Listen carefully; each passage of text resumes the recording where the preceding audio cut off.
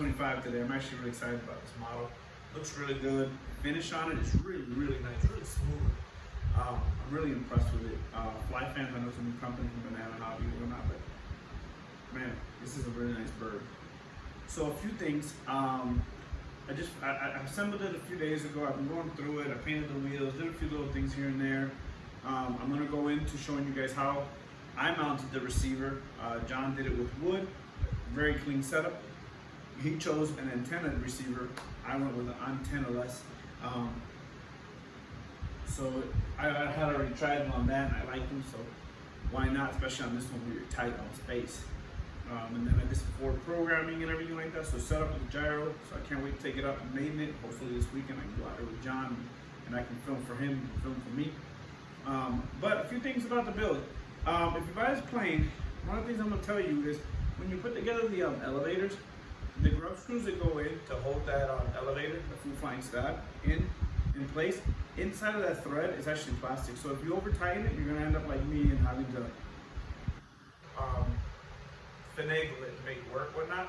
So just be careful when you're putting it together. It's design is fine. It's just plastic. So if you over tighten it, as I did, it's going to strip a little bit. And so what I ended up doing was I drilled the side hole and pinned it through. Worked just fine, but it's more work than you really should have to do. If you just kind of feel it snug, pull on it, you're good to go. Other than that, most of the surfaces are pretty close. I adjusted a little bit. I haven't put the missiles on really. I'm not gonna fly with them. It's already you know, being 64 mil and stuff. I want to see how it flies first. I'll probably throw them on just to check it out. And then other than that, came together really nice. I went with a 6-channel receiver, so we wired it out of the bind plug. The lights on this thing are awesome. Everything on it is pretty good. I'm gonna put some extra magnets in here because this kind of comes out fairly soft. So what I'm gonna end up doing is here in a little bit, I got some extra magnets and I'm gonna put it in a little tighter. And then other than that, she's good to go. Came together pretty quickly. These were kind of tight, as John said in his video. They were tight, so you gotta squeeze them in. And yeah, that's about it with this plane here. Put these together, you glue these on, so just score that up a little bit when you're gluing them together, right? And put those on. I have my own little method where I use clear Gorilla Glue, and then I'll hot glue just the tabs, so that way I don't have to sit there holding it. So I just do a little bit of hot glue, and then Gorilla Glue, and it holds pretty steady. One thing that I did mention in my unboxing video is these things are leading edge of plastic. I know that some of the E-Flights planes do it, but I was really impressed to see this. A newer company coming out and already doing this. That's excellent. And then even some of these, like right here, all the way down, it's all plastic. So it's good because those are areas where, you know, you're putting them into the car, you're putting them here, you're putting them there, they get scratched up and stuff, so that's really good. But yeah, other than that, that was my only little thing where I had a little bit of issues with. And the rest of it came together pretty well. I'm just hoping to make it and have a fun time with it. It is a cool bird. It is a little bigger than I expected it to be. I don't want to bring that thing down, but putting it next to something that I'll probably do that at the field then. Yeah, but it is a decent sized aircraft. It is a decent sized aircraft, and the tails, everything looks good. So without further ado, let me go ahead and show you guys what I did with the receiver. All right, so as promised, tomorrow we'll be setting these things up with John, Mr. Noon's Airborne RC, but he's gonna do his with wood, and I'm gonna do mine with a credit card or a gift card.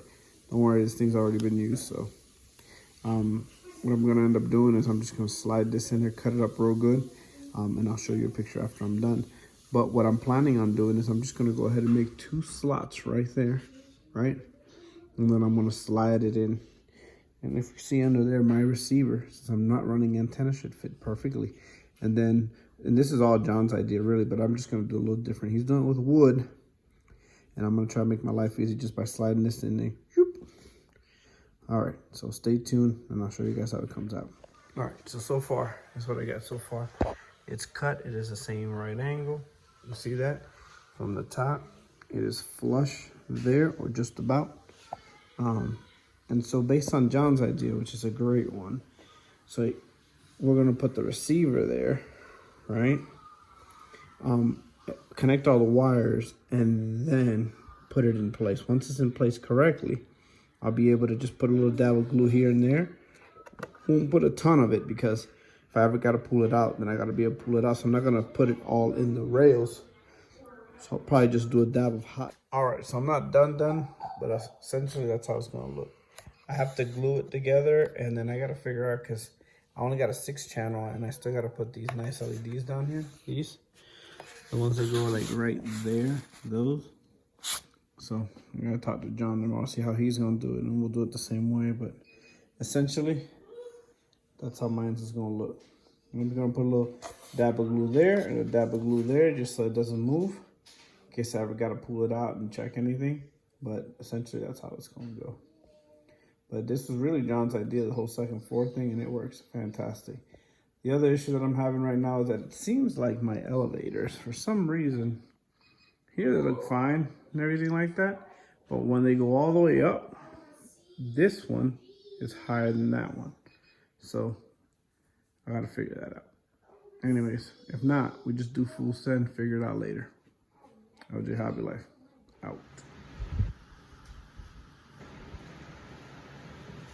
All right, so if you watched that last video on how I installed all this in here, I did talk about the elevators. Now the elevators, I messed with them a little bit, right, to get them even. And I tightened this one up a little bit more just to see.